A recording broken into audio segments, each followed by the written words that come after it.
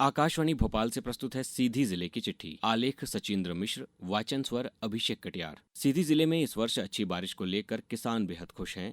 धान, कोदो, ज्वार, अरहर, उड़द और तिल जैसी फसलों की देखरेख किसान कर रहे हैं।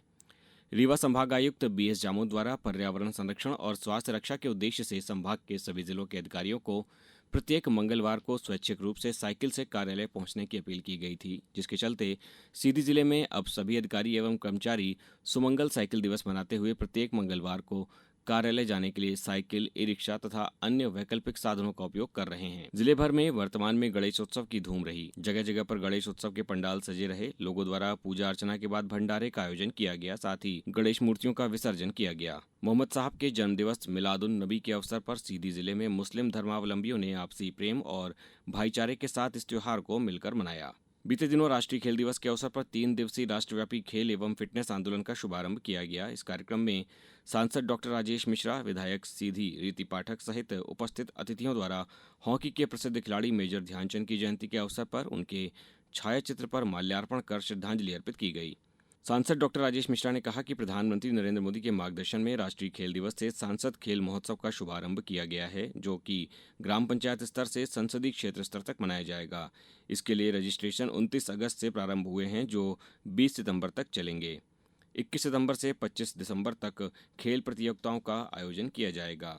विधायक श्रीमती पाठक ने कहा कि प्रधानमंत्री नरेंद्र मोदी के नेतृत्व में फिट इंडिया मूवमेंट देश की फिटनेस और खेल यात्रा में एक मील का पत्थर साबित हो रहा है।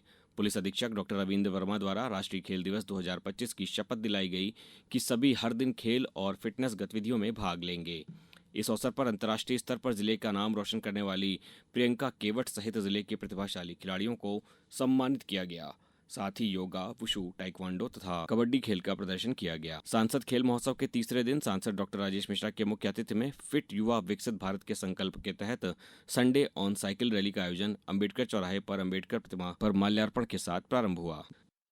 चालक, परिचालक और क्लीनर के लिए नेत्र जांच शिविर का आयोजन बीते दिनों जिले में किया गया। इस शिविर में सतगुरु नेत्र चिकित्सालय जानकी कुंड चित्रकूट के चिकित्सक दल द्वारा जिले के 140 परिवहन कर्मचारियों का नेत्र परीक्षण तथा निःशुल्क दवा एवं चश्मे का वितरण किया गया।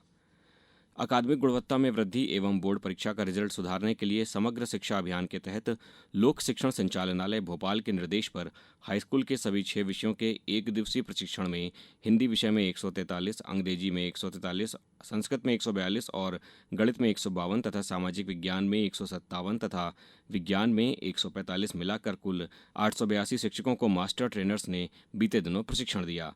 ये प्रशिक्षण दिसंबर माह तक हर महीने आयोजित किया जाएगा।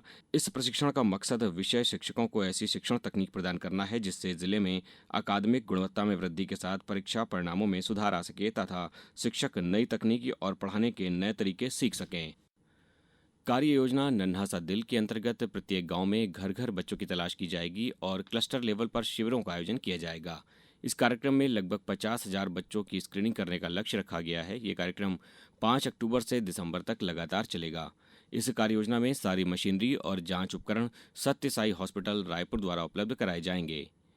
पुलिस अधीक्षक डॉक्टर रविंद्र वर्मा ने पुलिस लाइन परिसर से डॉयल 112 सेवा के नए 19 एफआरवी वाहनों को हरी झंडी दिखाकर जिले के विभिन्न थाना एवं चौकियों के लिए रवाना किया। ये वाहन पुलिस मुख्यालय द्वारा सीधी जिले को आवंटित किए गए हैं। नवीन एफआरवी वाहनों को इस तरह तैयार किया गया है कि सिर्फ 112 डायल करने पर पुलिस, एम्बुलेंस और फायर ब्रिगेड तीनों सुविधाएं एक ही वाहन से उपलब्ध होंगी। इन वाहनों में जीपीएस सिस्टम और लाइव कैमरा लगे हैं, जिससे कंट्रोल रूम को हर पल की लोकेशन और घटनास्थल का दृश्य उपलब्ध रहेगा। साथ ही बॉडी वार्न कैमरा और डैश कैमरा के जरिए पुलिस कार्रवाई में पारदर्शिता और जवाबदेही भी सुनिश्चित होगी। आपातकालीन चिकित्सा सेवा के लिए वाहनों में फर्स्ट एड किट और स्ट्रक्चर उपलब्ध हैं।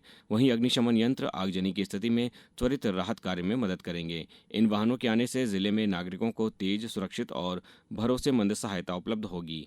सीधी जिले की चिट्ठी समाप्त हुई।